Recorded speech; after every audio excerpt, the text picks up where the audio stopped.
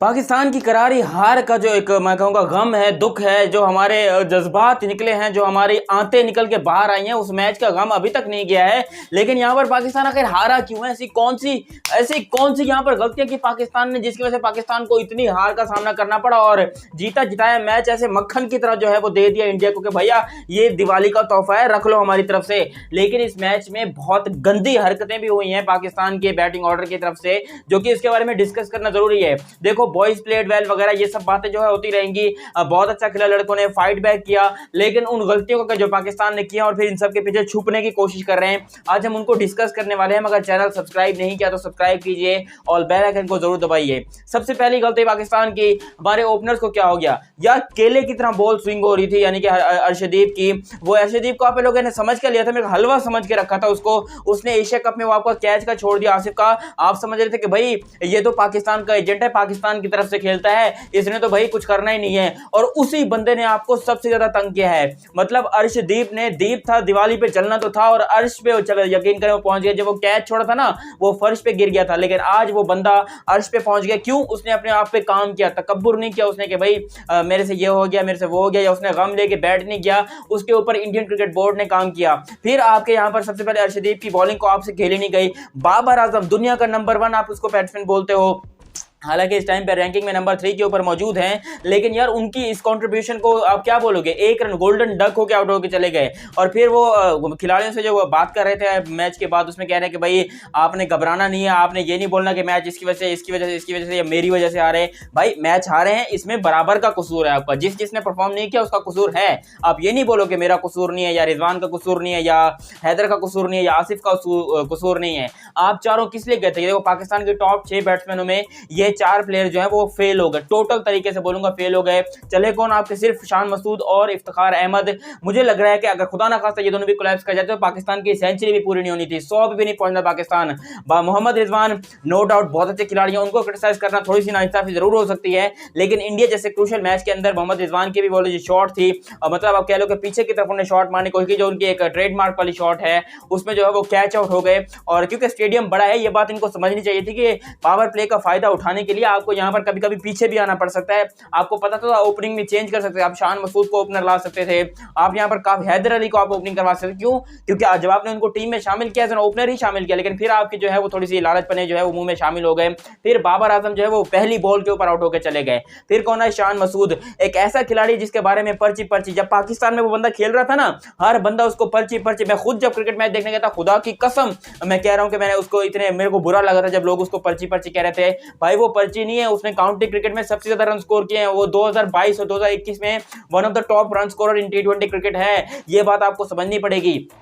लेकिन पाकिस्तानी अवाम को ये चीज कभी समझ में नहीं आएगी। इतनी कोई जाहिल मैं बोलूंगा जो बंदे मैच देखने जाते हैं ना स्टेडियम के अंदर, पर्ची पता नहीं उनको ये पकड़ाता कौन है, खुद का कोई पता होता नहीं है कि भाई हम फरे वरे लेके जो गए हुए हैं। लेकिन पाकिस्तान क्रिकेट टीम के प्लेयर्स के ऊपर इस तरीके से क्रिटिसिज्म करेंगे जैसे अब्बे लगे हों उनके। तो मेरे ख्याल से इन सब के बकवास जो है वो थोड़ी सी बंद हो गई होगी इनके शान मसूद की परफॉर्म करने से। मैं सिर्फ उनकी बात कर रहा हूँ जिन्होंने उसको पर्ची बोला और जो उसके ऊपर क्रिटिसिज्म करते हैं, क्योंकि अल्हम्दुलिल्लाह मेरे पूरे चैनल को उठा के देख लो, अगर मैंने एक बार भी पर्ची बोला हो तो। उसके बाद आपके यहाँ पर आए इफ्तिखार अहमद को आप लोग चाचा कहते हो, उसको भी क्रिटिसाइज करते हो, बहुत ज्यादा जो बोलते हो। लेकिन इफ्तिखार ने बोला था कि भाई मुझे प्रॉब्लम नहीं होगी ऑस्ट्रेलिया के अंदर छक्के मारने में, मैं छक्के मारूंगा। और उसने छक्के मारे नहीं है, उसने पेले हैं छक्के, ऐसे जबरदस्त पेले हैं कि भाई आपको खुद भी होशो आवाज नहीं है कि भाई ये कहां से चाचा आके परफॉर्मेंस करने लग गया। क्यों? पाकिस्तान को तो ऐसे खिलाड़ी नसीब नहीं होते। एक मिसबाह उल हक था जिसको आपने टुक टुक करके जो है उसको जो है बेचारे की डिप्रेशन में रखा, लेकिन फिर भी उसकी परफॉर्मेंसेस आप सबके सामने थी कि उसने कितनी ज्यादा पाकिस्तान के लिए कंट्रीब्यूशंस की। दूसरा, मिसबा की कार्बन कॉपी। अगर ये मिसबा की कार्बन कॉपी है तो मैं तो खुश हूं कि भाई मिसबा जैसा एक और खिलाड़ी पाकिस्तान को मिला है जो कि लंबे छक्के मार सकता है। T20 में मिसबा की एवरेज आपको पता है 37 की है। जब उन्होंने रिटायरमेंट ली उस टाइम तक, अभी तक जो है वो जबरदस्त खिलाड़ी परफॉर्म कर रहा था। टेस्ट क्रिकेट में फास्टेस्ट 100 जो है वो उसके नाम पर रजिस्टर्ड हो गई थी जब उसने ऑस्ट्रेलिया के अगेंस्ट बनाई थी, कोई छोटी टीम के अगेंस्ट नहीं बनाई थी। तो अगर इफ्तिखार अहमद मिसबाह-उल हक बने हुए हैं तो मुझे कबूल है ऐसा मिसबाह-उल हक। फिर यहाँ पर आपके हैदर अली को आप लेकर आए। हैदर अली मुझे नहीं पता कि फिलहाल किस वजह से पाकिस्तान टीम के अंदर मौजूद है, क्योंकि बहुत सारे लोग उनको क्रिटिसाइज कर रहे हैं कि भाई उनको टीम में नहीं होना चाहिए, नहीं होना चाहिए। भाई उसकी जगह पे नहीं होगे तो आप किसको खिलाओगे, मुझे ये बता दो। क्यों? मैनेजमेंट का भी थोड़ा बहुत कसूर है ना कि खिलाड़ी रिप्लेसमेंट ऐसे रखने चाहिए। देखो हैदर अली की जगह पर अगर आप कहते हो कि फखर जमान को डालो तो मेरे ख्याल से वो चीज़ भी बेकार होगी। यहाँ पर कमी महसूस हुई शुएब मलिक की। एक्सपीरियंस चाहिए था आपको, एक्सपीरियंस का कोई नेमल बदल नहीं होता, ये चीज़ आपको विराट कोहली ने प्रूव करके दी। अब यहाँ पर जो है मैं ये नहीं कह रहा हूँ कि शुएब मलिक जो है वो एग्जैक्टली विराट कोहली जैसी परफॉर्मेंस दे सकते थे, बट स्टिल पाकिस्तान को बहुत ज़्यादा हेल्प आउट कर सकते थे अगर वो स्क्वाड के अंदर शामिल होते। तो आसिफ अली आपके यार चांस पे चांस, चांस पे चांस, चांस पे चांस, अगर वो बंदा 15 मैचों में कोई एक मैच आपको जिता देते हो तो आप आसिफ आसिफ के नारे लगाने लग जाते हो, लेकिन फिर जो है जब वो फेल होता है तो आप उसको गालियां देने लग जाते हो। तो भाई वो क्या करे, मुझे समझ नहीं आ रहा कि आपके पास ऐसे कौन से पीछे खिलाड़ी, कोई शाहिद अफरीदी आपके पास पीछे बैठे हुए हैं जो कि आके आपके लिए परफॉर्मेंस करेंगे। फिर यहाँ पर थोड़ा बहुत ये देखिए धन्यवाद करना चाहूंगा मैं यहाँ पर शाहीन शाह अफरीदी को, जिन्होंने अपनी जी जान लगाई और अपने ससुर की याद जो है वो ताज़ा करवाई, जो कि उन्होंने एक छक्का मारा और ऐसा कोई खूबसूरत छक्का था ना, वो प्रॉपर बैट्समैन वाला छक्का था।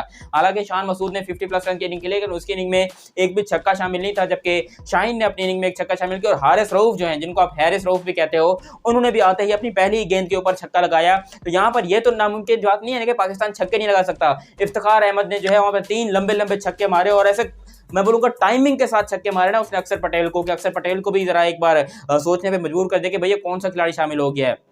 फिर यहाँ पर पाकिस्तान मरते मराते 159 पे पहुंच तो गया, लेकिन फिर अब आपसे बॉलिंग में गलतियां हुई। बॉलिंग की गलतियां भी कोई छोटी नहीं है। बाबर आजम को ये चीज़ समझनी पड़ेगी कि भाई बॉलिंग और बॉलर्स को किस तरीके से रोटेट किया जाता है, बॉलर्स किस तरीके से यूज होते हैं। क्यों? क्योंकि अगर आप देखोगे तो आपने ओपनिंग स्पेल जो है वो शाहीन शाह अफरीदी और नसीम शाह से करवाया, फिर बीच में आप हारिस रऊफ को भी लेकर आ गए, स्पिनर्स को आपने यूटिलाइज किया।